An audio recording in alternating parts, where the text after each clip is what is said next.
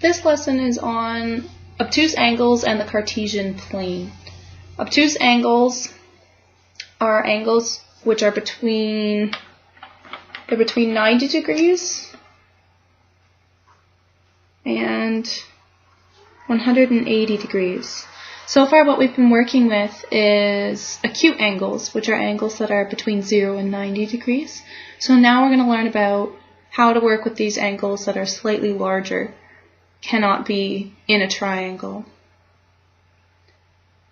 Cartesian plane, keep in mind, that's just another fancy word for your x and y axis.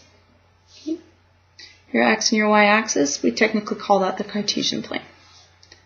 So an angle measured in, we call it standard position. Measured in standard position is measured counterclockwise, so in this direction, about the origin from the positive x-axis on the Cartesian plane. Primary trig ratios of an angle in standard position are defined in terms of the coordinates of a point, so x and y, on the terminal arm.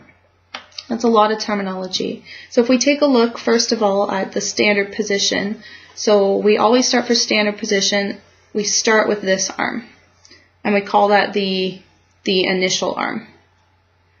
The angle is then the angle created from this line around to point where we've stopped our line. So this is the terminal arm. So if we are going to look at the primary trig ratios, so the primary trig ratios, remember, are just sine, cosine, and tangent. We want to talk about these in terms of the x and y values on the Cartesian plane, because that'll help us work with these slightly bigger angles. So this angle you can see here is larger than 90, less than 180. This is an acute angle. So this angle is within the 0 to 90 degree range.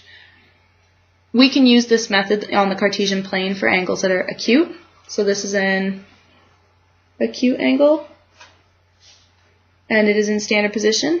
Oh, that's written here. And this is an obtuse angle in standard position.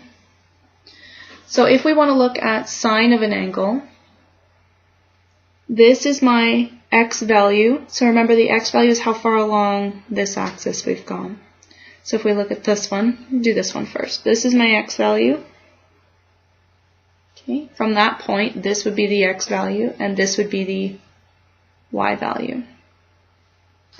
And we still call this is still the hypotenuse, but for this purpose, we're going to start using the letter R.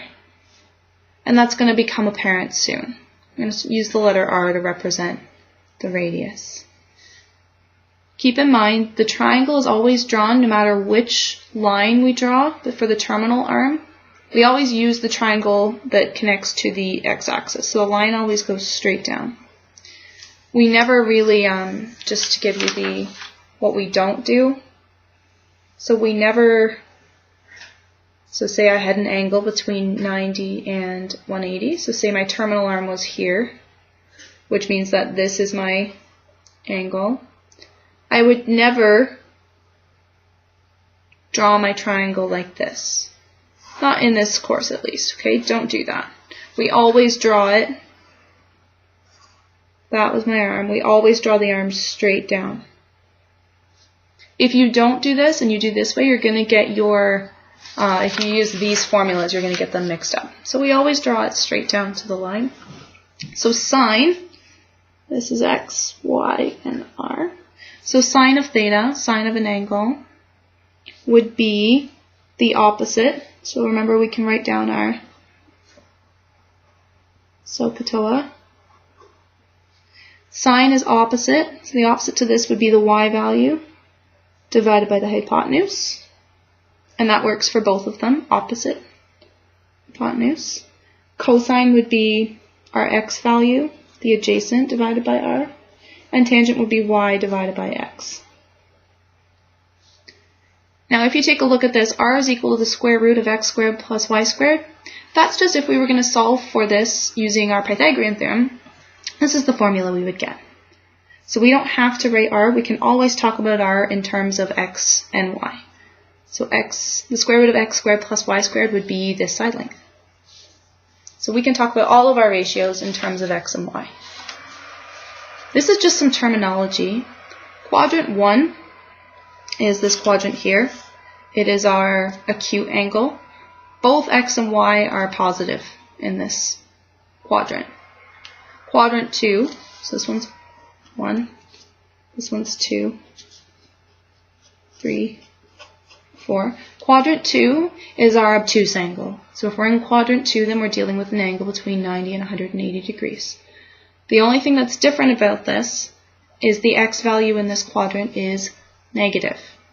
So we have to be super careful with that negative when we're calculating our trig ratios.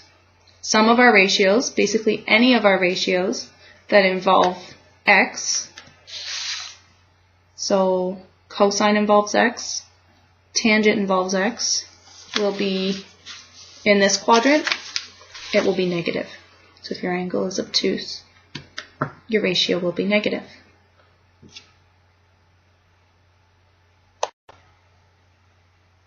So let's do a couple of examples with these Cartesian plane questions for an acute angle and one for an obtuse angle.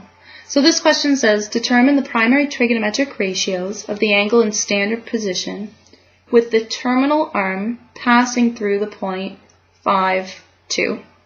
Round your answer to 4 decimal places. If a question tells you how many decimal places to round it to, make sure you do that for your final answer. Otherwise, you'll lose some marks, and we don't want to lose marks. So the first thing we have to do is identify where our terminal arm is. And right now we know that it has to go through the point 5, 2. So find the point 5, 2 and draw it. Second part to this one is making sure that we make our triangle go straight down to the x-axis. So the triangle goes straight down to the x-axis. And the third part is, remember, this terminal arm is always created by going through the origin. So the second part to my triangle here is right there. So this is 5, 2. This is my angle. I'll call it theta. That's the angle I'm working with. My x value along here. X is, oops, sorry. Not x, this one's y. Silly, x, y. Y is 2, and our x value here is 5. So it says determine the primary trig ratios. So all we have to do for this one is, first of all, write down what x is, write down what y is, and now the only other thing we need is r to be able to calculate all of my trig ratios.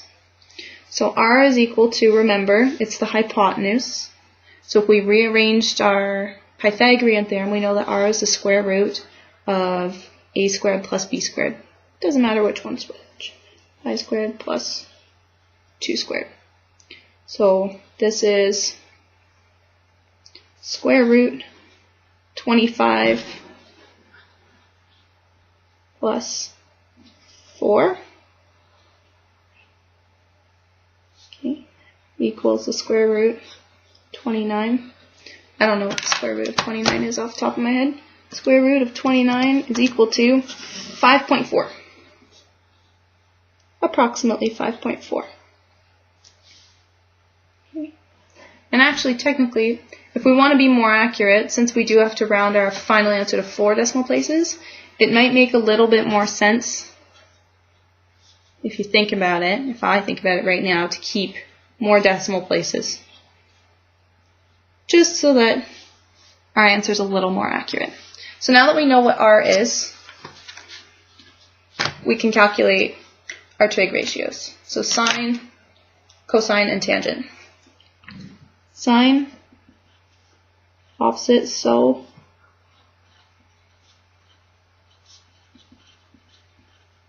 So katoa. Therefore, sine is equal to, remember, we've got this opposite and hypotenuse, but the other way of writing it now is we know the opposite value is always the y. We know the adjacent is always the x, and we know the hypotenuse is always this r value. So that's our new way of writing it, using the Cartesian plane. So sine is equal to y over r, y is 2, r is 5.3, whoops, I forgot to put my angle here, sine of theta equals to 5.3852. To calculate theta,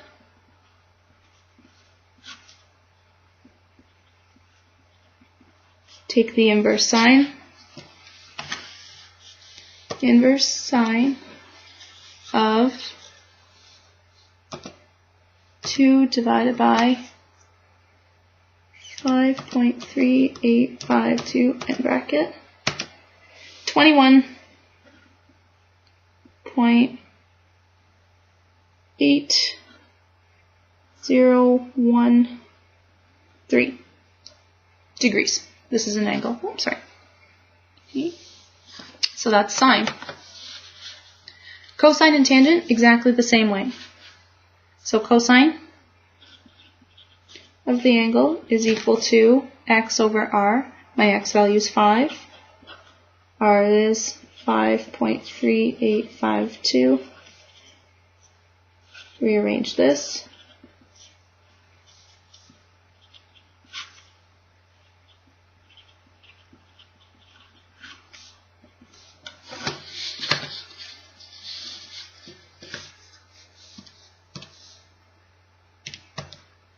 Oops, forgot my bracket. 5 divided by 0.3. What do I? What's cosine of 5 divided by 5.3852 equals 21.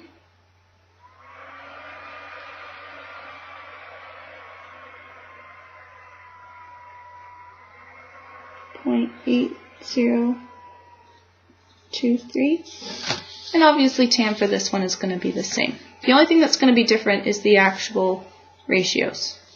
So this one would be 2 divided by 5.852, 0.3714. Cosine ratio for this one, for this angle, would be 5 divided by 5.382 would be 0.9285, rounded to 4 decimal places. And tan would be y over x. Y is 2, x is 5, and that would be equal to, of course, 0.4000. So all of the trig ratios are different, and if you use them to calculate theta, once again we've checked that these are in fact correct because they're the same. So if we have to do the same thing for an obtuse angle, basically the only difference now is that the point is in the second quadrant. This is quadrant 1, this is quadrant 2. So we have the point -3,7 is on the terminal arm of an angle in standard position. So we find our point, -3,7. Use that to draw our triangle. Degrees. Okay. Determine the primary trig ratios to 4 decimal places. So the exact same question. The only difference is this is an obtuse angle. So we're looking at this angle here. Now when we work with this angle, we can still use this triangle. So we use the exact same triangle. This side length is 7. This one is 3. And you can always put the negative there. And once again, we don't know this one. So R is the first thing we need to find. We know x is equal to -3. Y, move that. Y is equal to 7. R is equal to, we don't know. So R equals the square root of 7 squared plus -3 squared. It doesn't really matter if it's negative to find r. In other words, r is always going to be positive because you're always going to square your numbers. So this is equal to the square root of 49 plus 9. And if we punch that in, I think we'll get 7.6158. So let's check out our trig ratios this time. Sine, as we know we can. Sine is opposite over hypotenuse, or in other words, sine is y over r. Y is 7. R is 7.6158. Cos is x over r, negative 3 divided by 7.6158. And tan is 7 divided by x, which is negative 3. So if we calculate these, 7 divided by 7.6158 is 0.9191. Negative 3 divided by 7.6158, negative 0.3939. And tan, this is also negative 2.33. I can't fit. 3. I ran out of room. I try to leave enough room. So the big thing to notice here is that this one's positive because it's sine and it doesn't involve the negative. Cosine and tangent, x is negative, so you end up with negative values. And this is always true, always true for angles that are obtuse. You'll always end up with negative for cosine and tangent.